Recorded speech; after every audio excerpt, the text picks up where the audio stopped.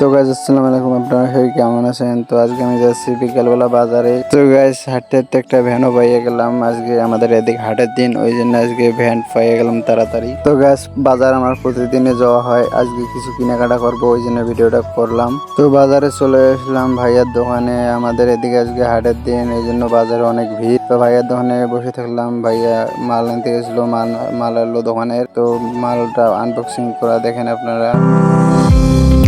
তো guys maybe বড় ফোনের অর্ডার ছিল, ওই জন্য ফোন আনতে গেছিল। তো স্যামসাং S25 আলট্রা আনছি, এটা অর্ডার ছিল মেবি। এখানে অনেক বড় বড় ফোনও পাওয়া যায়, যত দামি ফোন আছে সব এখানে পাওয়া যায়। অর্ডার দিলে 24 ঘন্টার ভিতরে এনে দেয়। আমি সারাদিনটা আর অর্ধেক দিন এখানে দোকানে বসে কাটাই, যেহেতু আমার স্কুল বন্ধ। তো এখানে বসে আমার সারাদিনের অর্ধেক দিন কেটে যায়। তো আমি বাসা যাওয়ার সময় এদিক দিয়ে একটা মশা মারা ব্যাট নিয়ে নিলাম। মশার যন্ত্রণায় আর ঘুমা যায় না, তাই একটা ব্যাট নিয়ে নিলাম।